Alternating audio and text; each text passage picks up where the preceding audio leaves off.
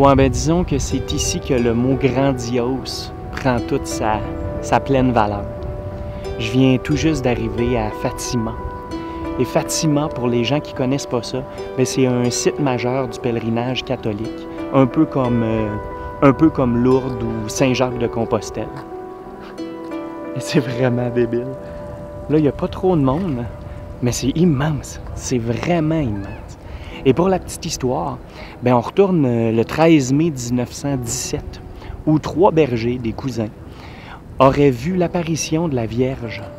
Donc, et celle-ci leur a dit de revenir à tous les mois pendant 6 mois. Et 6 mois plus tard, le 13 octobre, ben on s'est retrouvés au même endroit avec 70 000 pèlerins. C'est quand même fou comme histoire, hein? Et là, ben, je suis en train de marcher sur l'esplanade principale. Vous allez voir, c'est fou. Essayez d'imaginer ce que ça donne quand c'est plein. Pendant le pèlerinage majeur là, du 13 octobre à chaque année.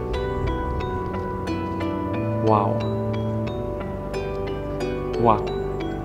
L'esplanade est 2 fois plus grosse que celle de Saint-Pierre-de-Rome, juste pour vous donner une petite idée. Il y a même des gens là, qui font le chemin à genoux sur le marbre poli par les pèlerins. Il y a des touristes qui essayent de faire la même chose un peu. Là. C'est un peu plus ridicule, mais bon. Il y a la chapelle de l'apparition où les 3 jeunes auraient vu apparaître au travers des branches la Vierge. Il y avait 10-11 ans dans ce temps-là. Il y en a 2 qui sont morts très tôt de la grippe espagnole, puis il y en a une qui a survécu. Je pense qu'elle est morte en 2005. Il s'était fait dire des secrets spéciaux aussi.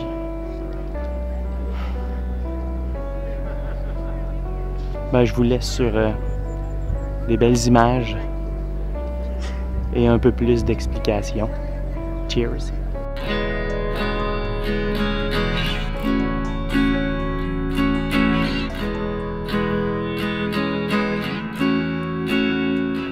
La localité de Fatima est devenue célèbre grâce aux événements spéciaux de 1917, quand 3 petits bergers dirent avoir assisté à l'apparition de la Vierge Marie.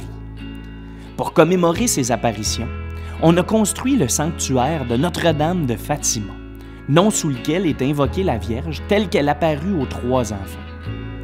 Pour résumer rapidement la petite histoire, ben disons que les enfants auraient été témoins de 6 apparitions, à tous les 13 du mois, entre mai et octobre. Et tout ça, à environ 2 km de Fatima. La Vierge leur aurait révélé un message comportant une série de points clés, ainsi que 3 secrets.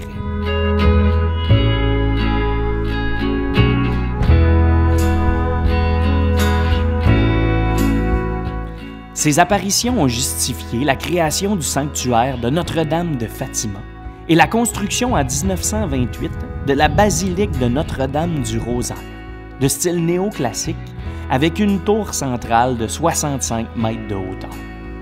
À l'intérieur de l'église, on retrouve les tombes des 3 enfants à qui la Vierge aurait délivré le message de Fatima.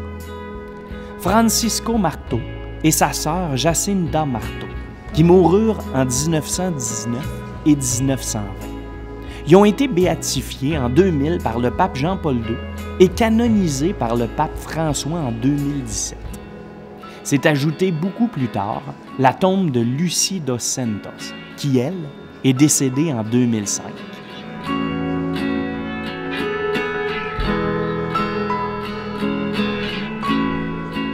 C'est vraiment bien, sérieux, c'est serein en plus, on est bien, c'est le fun. Une belle vibe, une belle ambiance. Puis là, je viens de rentrer dans la basilique juste en arrière. C'est là qu'on retrouve les 3 tombes des enfants. C'est spécial. Un beau lieu de recueillement. Ça fait du bien. Sérieux, c'est le fun. Et là, je me dirige complètement de l'autre côté. Un nouveau bâtiment construit entre 2004 et 2007. On dit que ça ressemble à une place de congrès, là, mais il paraît qu'à l'intérieur, c'est quand même très bien.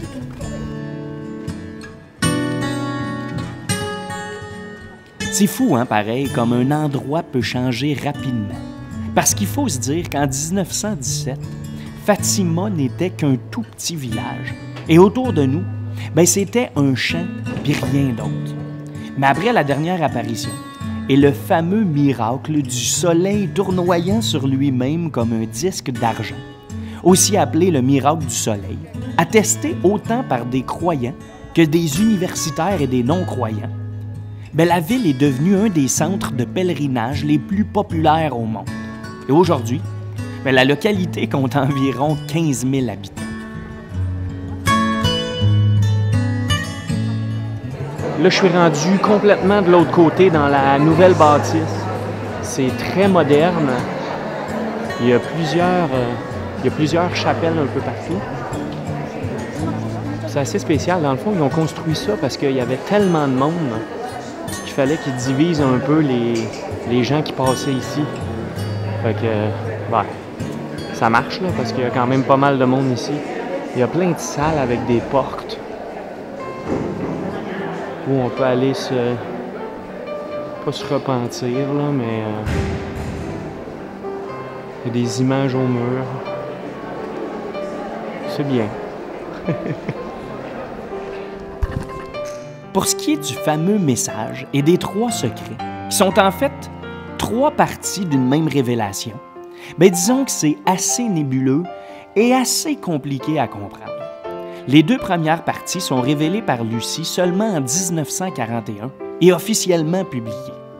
Le 3e, lui, est rédigé en 1944, mis sous scellé et déposé aux archives secrètes du Vatican. Le pape Jean-Paul II aurait consulté le texte après sa tentative d'assassinat et l'a publié en l'an 2000. Pour ce qui est de l'interprétation des éléments de cette vision, honnêtement, je pense que je vous laisse faire vous-même vos recherches. Parce que côté théologie, disons que c'est pas moi le spécialiste.